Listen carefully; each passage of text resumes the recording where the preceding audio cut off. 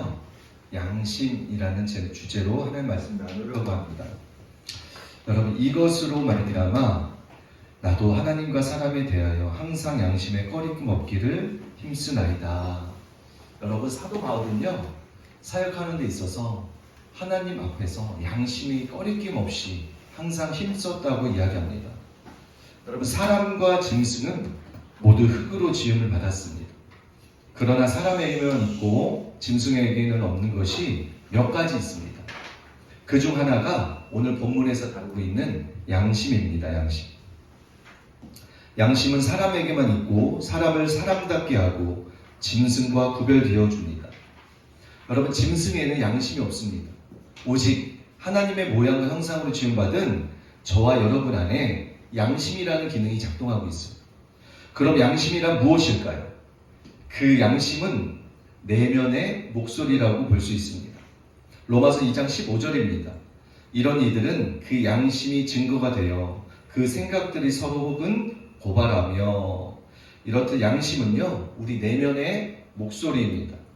여러분, 양심의 기능이 여러 가지 기능이 있어요. 그런데 그 중에 하나가 내면의 목소리라는 것이죠.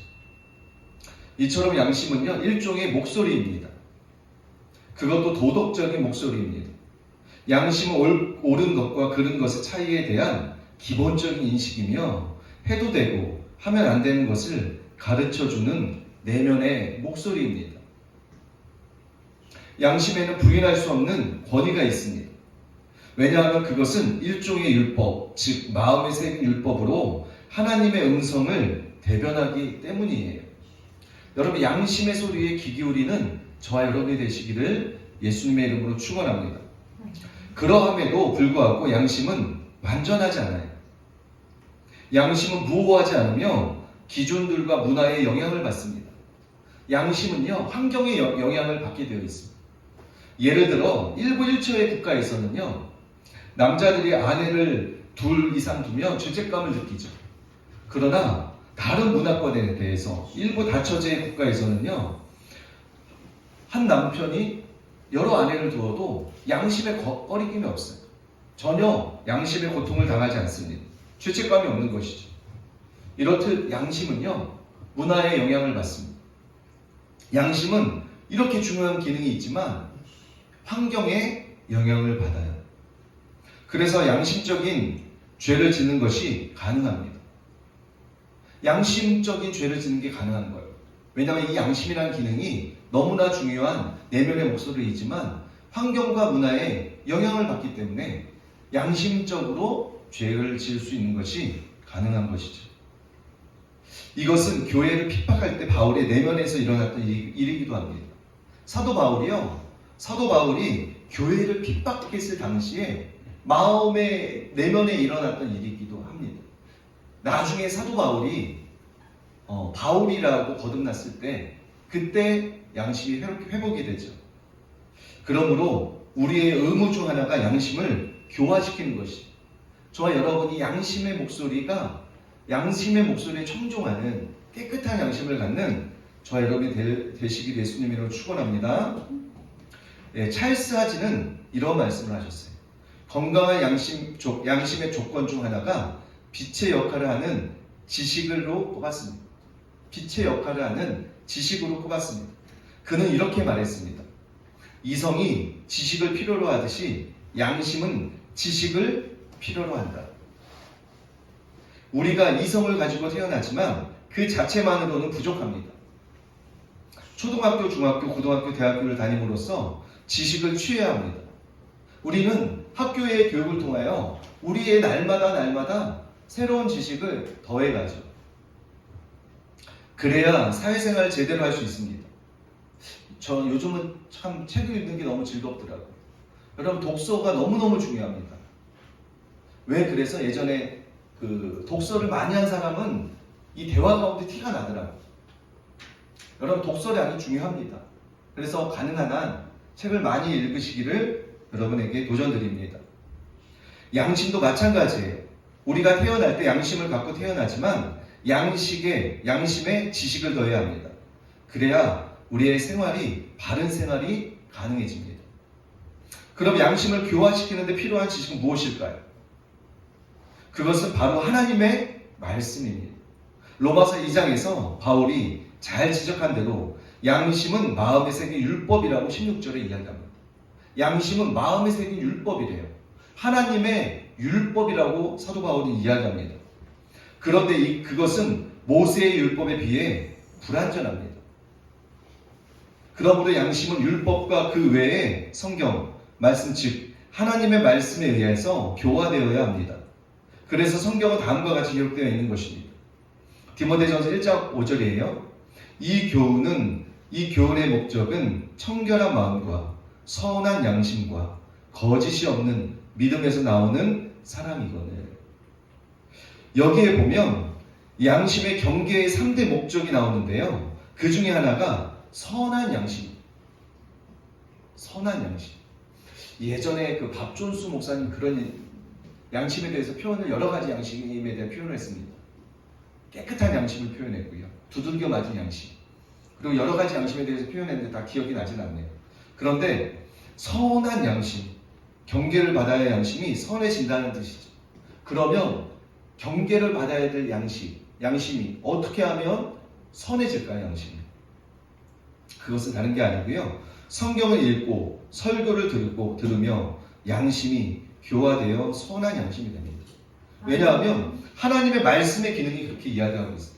하나님의 말씀은 살았고 운동력이 있어 좌우의 날선 어떤 검보다도 예리하여 혼과 영과 및 관절과 골수를 찔러 쪼개기까지 하며 우리의 마음과 생각을 감찰하시는 하나님의 능력의 말씀입니다. 이러한 말씀이 우리 양심을 교화시키죠. 아멘. 그러므로 양심은요, 단지 도덕 교과서에서 나오는 주제가 아닙니다.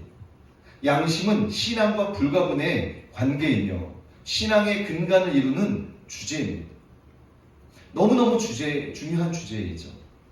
바울은 모든 일에 양심을 따라 하나님을 섬겼다고 오늘 이야기하고 있어요.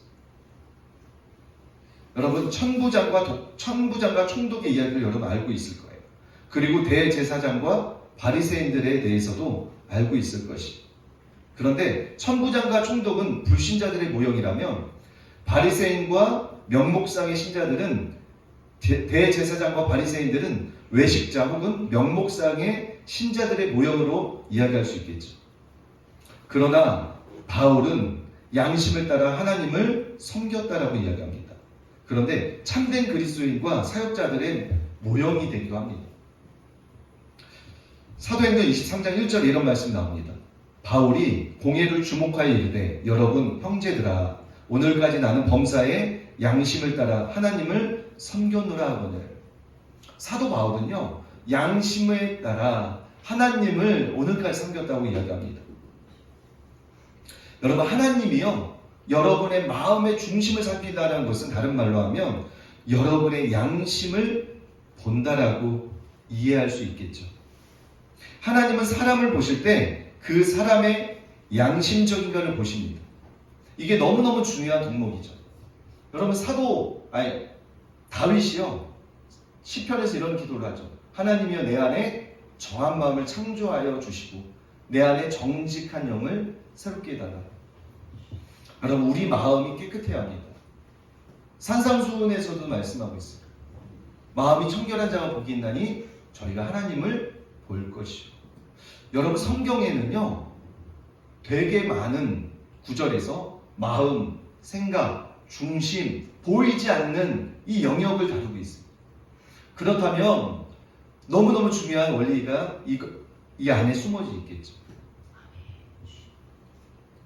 하나님은 우리의 마음의 양심을 살피십니다. 그런데 마귀를 섬기는 양심을 팔아야 가능합니다. 그래서 왜 성경에는요 양심에 화인 맞았다라고 표현하고 있어요. 마귀를 섬기는 것은 양심을 팔아야만 가능합니다. 반면에 하나님을 섬기는 것은 양심을 쫓지 않으면 불가능합니다. 그러니까 하나님을 섬긴다라고 하는 것은 양심의 소리에 순종하고 양심적으로 하나님을 섬길 수가 있는 것이죠. 양심은 가장 기본적인 하나님의 음성입니다. 여러분, 하나님의 가장 기본적인 음성이 여러분이 가장 먼저 듣는 게 뭐예요? 내 마음속에 있는 양심이죠. 양심의 소리죠. 바울은 양심을 하나님의 마음에 새긴 율법에 비교했습니다. 양심에 순종하지 않고는 하나님께 순종할 수가 없는 거예요. 그러니까 여러분, 그래서 양심적인 게 너무너무 중요합니다. 교회를 다니고 신앙생활을 한다고 해서 양심적이지 않다면 그 사람은 바르게 신앙생활을 하는 것이 아닌 것이죠. 그 사람은 하나님과 바른 관계에 맺고 있지 않다고 볼 수 있겠죠. 그런데 어떻게 비양심적이면서 하나님을 참으로 섬길 수 있습니까? 비양심적인 종교인은 존재해도요, 비양심적인 신앙인은 존재하지 않습니다. 저와 여러분이 신앙인이라면 비양심적인 마음으로 신앙생활할 수가 없다고 오늘 말씀하고 있습니다. 그러므로 우리는 바울처럼 양심을 따라 하나님을 섬기는 자가 되어야 합니다. 우리가 양심을 따라 하나님을 섬길 때 다음 세 가지가 가능해집니다. 다 함께 따라 읽겠습니다. 양심을 따라 하나님을 섬겨야 행복이 넘칩니다. 양심은 부인할 수 없는 권위를 가지고 있습니다. 우리가 양심에 반하는 행동을 하면 양심은 우리를 책망합니다. 이것을 양심의 가책이라고 우리가 표현하는데, 인간은 양심의 가책과 함께 행복할 수가 없습니다. 여러분, 양심의 가책을 느끼면서 행복할 수 있을까요? 그럴 수 없습니다. 불가분의 관계예요. 믿음과 양심도 같이 가는 것이죠. 그렇기 때문에 양심의 가책을 받는 행동을 하면서 동시에 우리가 행복할 수가 없는 거예요. 마치 죄를 지으면 하나님과 나와의 관계가, 이 죄가 담이 되어 막는 것처럼 양심의 가책을 받으며 행복할 수는 없는 것이죠. 여기서 찰스 하지는 이렇게 이야기하고 있습니다. 가장 큰 행복은 만족해야 하는 양심으로부터 오며 가장 큰 불행은 상한 양심에서 온다, 이렇게 말했습니다. 정말로 행복한 자가 되려면 양심을 따라 하나님을 섬길 때 우리는 진정한 행복을 맛볼 수 있겠죠. 자, 두 번째 따라 하시겠습니다. 양심을 따라 하나님을 섬겨야 담대한 믿음을 가질 수 있습니다. 여기서 스미스 위글스워스는 이렇게 이야기하고 있습니다. 양심과 믿음과의 관계에 대해서 이렇게 썼습니다. 우리의 믿음을 방해할 수 있는 한 가지가 있습니다. 시들은 양심입니다. 우리가 깨끗한 양심과 순수한 믿음으로, 그리고 우리의 마음이 우리를 책망할 것이 없는 마음으로 하나님의 임재 안으로 들어올 수 있을 때, 그때에 우리는 하나님 앞에서 담대함을 얻고, 요한일서 3장 21절에 나와요.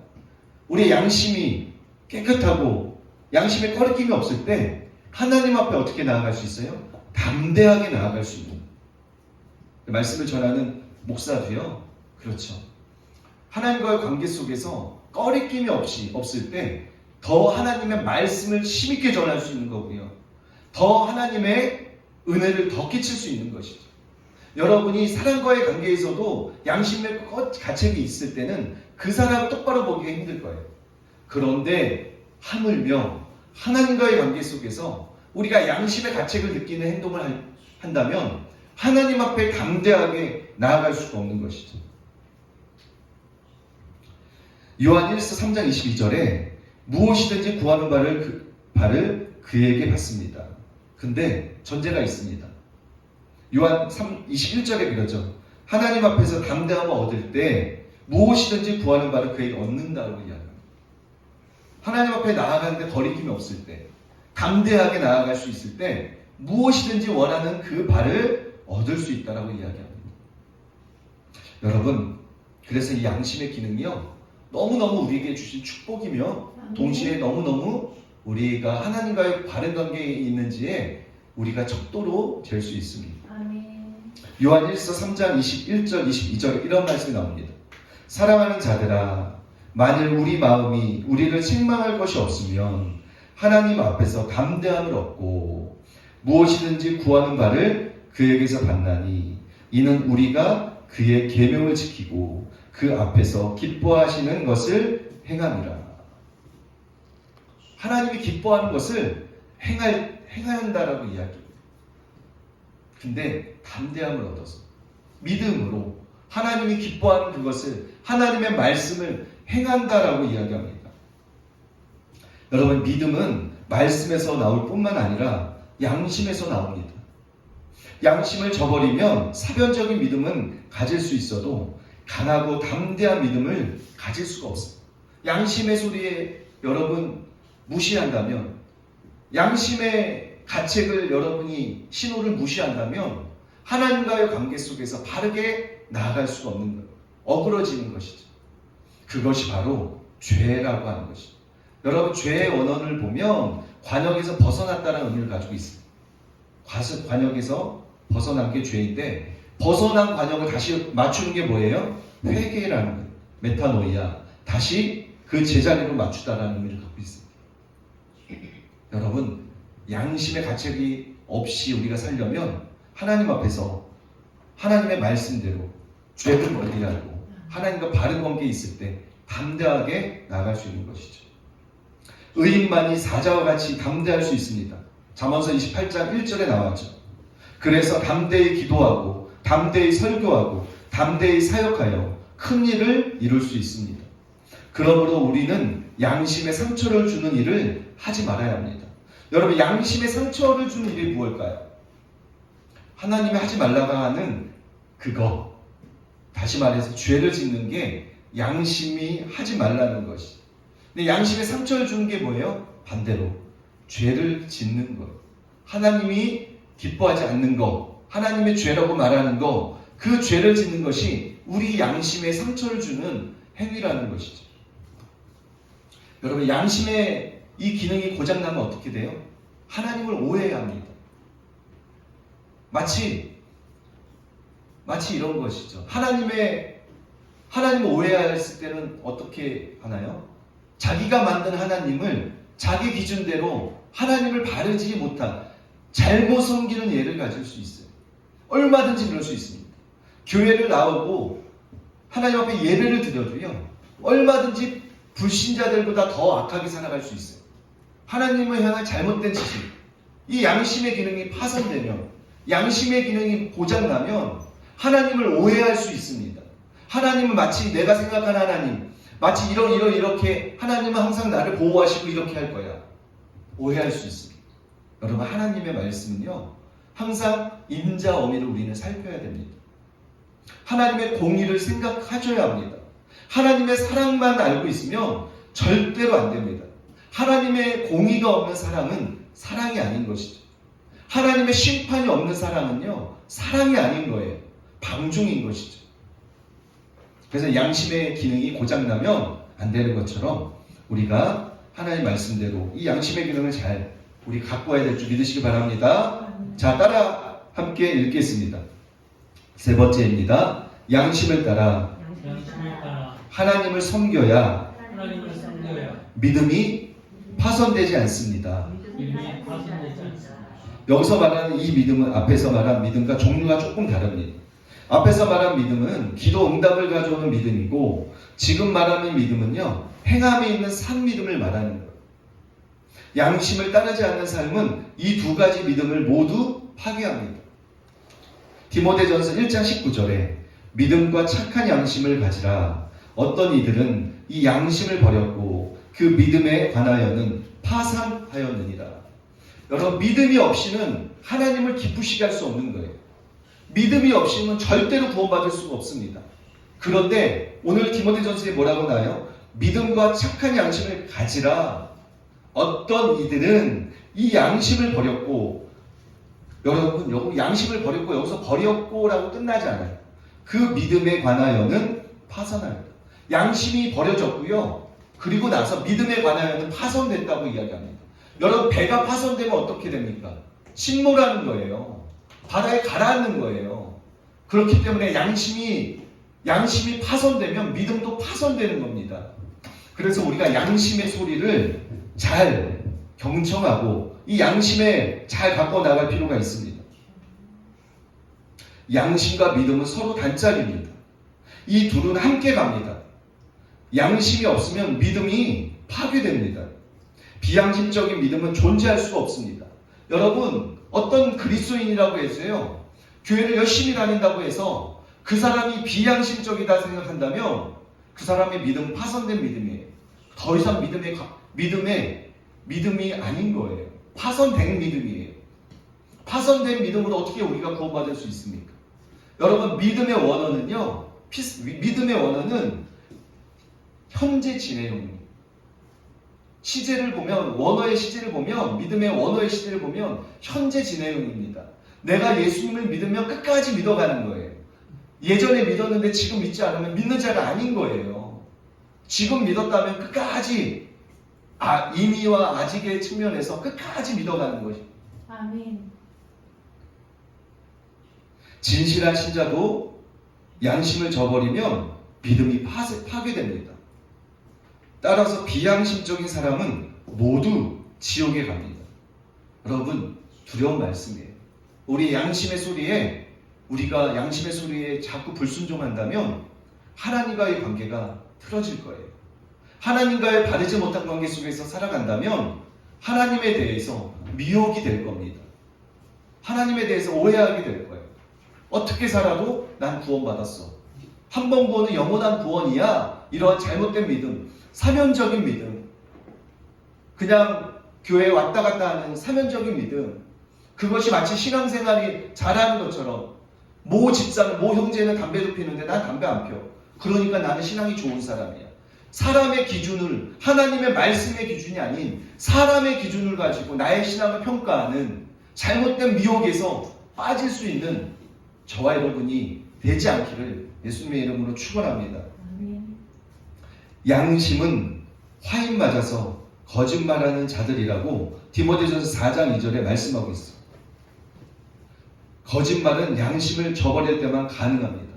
그래서 여러분, 거짓말하는 죄가요, 작은 죄가 아니에요. 거짓말하는 죄가 작은 죄가 아니에요. 여러분, 사탄이 누구의 압이라고 그래요? 거짓의 압이라고 합니다. 사탄은 거짓의 압이라고 해요. 여러분, 거짓말하는 죄, 이게 가벼운 죄가 아닙니다. 여러분이 만약에 거짓말을 한다면 회개하시고 돌이키시는 저와 여러분이 되시기를 예수님의 이름으로 축원합니다. 물론 가끔 거짓말을 할 수 있어요. 어떤 상황을 모면하기 위해서 거짓말을 할 수 있습니다. 그런데 거짓말은 또 다른 거짓말을 낳게 돼요. 이 거짓말을 모면하기 위하여 거짓말했다면 또 다른 상황을 모면하기 위하여 더 큰 거짓말을 해야 합니다. 더 큰 말들을 만들어내야 되죠. 여러분, 거짓말은 너무너무 무서운 죄인 줄 우리가 각성하길 바라집니다. 여러분, 따라서 거짓말하는 자들이 불과 유황으로 타는 못에 참여한다는 것은 비양심적인 사람이 지옥에 간다는 말과 같은 말이에요. 무서운 말씀입니다. 그러므로 양심을 저버린 사람은 누구든지 천국에 들어갈 수가 없습니다. 왜냐하면 양심이 파손됐다는 것은, 양심이 화인 맞았다는 것은 믿음이 파손됐기 때문에, 그렇기 때문에 하나님의 나라에 갈 수가 없는 거예요. 믿음이 없이는 하나님을 기쁘시게 할 수 없는 거예요. 믿음으로만 우리가 구원받을 수 있는 것처럼. 그래서 양심이 파손되는 거와 믿음이 파손되는 거는 불가분의 관계입니다. 그래서 여러분의 이 내면의 소리, 내면의 주님 하나님의 음성인 목소리, 여러분 그 양심을 잘 가꾸시는 저와 여러분이 되시기를 예수님의 이름으로 축원합니다. 이제 말씀의 결론을 맺겠습니다. 성경은 모든 인물들은 양심이 바른 사람들이었습니다. 하나님은 우리 마음의 중심을 살피십니다. 하나님은 우리 양심을 살피십니다. 우리의 양심은 성령님의 음성을 듣는 통로입니다. 여러분이 깨끗한 양심을 지켜야 될 이유가 성령님의 음성을 듣는 통로이기 때문이에요. 그래서 하나님은 말씀하십니다. 성령님은 어제나 오늘이나 지금도 여전히 말씀하고 계세요. 그런데 그 주님의 음성에 우리가 듣지 못한다고 생각하는 건 뭐예요? 반대로 얘기하면 내면을 가꾸지 않았어요. 내면에 아름답게 꾸미지 않았습니다. 우리의 마음과 우리 중심을 가꾸지 않았어요. 하나님의 말씀 앞에 우리가 가꾸어 나가야 되는데, 아름답게 우리 마음의 정원을 아름답게 가꾸어 나가야 되는데 마음의 정원을 함부로 다뤘어요. 거짓말, 시기하는 마음, 미움, 질투, 용서하지 않는 마음, 이러한 마음들이 결국에 이러한 죄들이 우리 마음의 내면을 황폐케 하는 거지. 하나님의 우리 양심의 소리에 성령님 말씀하시는데 내면을 가꾸지 않아서 하나님의 음성을 못 듣고 세상의 영향을 받는 것. 하나님의 음성을 듣지 못하고 세상의 영향을 받는 것. 육신의 정욕, 안목의 정욕, 이생의 자랑으로부터 우리가 영향을 받는 것.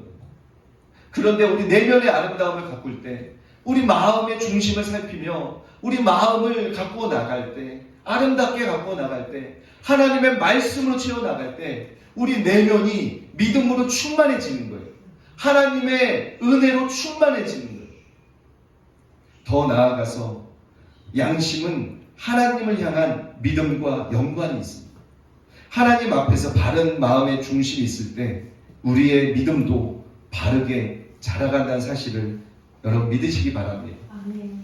여러분, 그래서 양심이 깨끗한 저와 여러분이 돼서 정말 하나님의 음성을 듣고 아멘. 하나님을 사랑하고 하나님 앞에서 온전히 그분을 섬기는 저와 여러분이 되시기를 예수님의 이름으로 축원합니다. 아멘. 이 시간 우리 찬양 하나 하겠습니다. 사방의 그늘에 앉아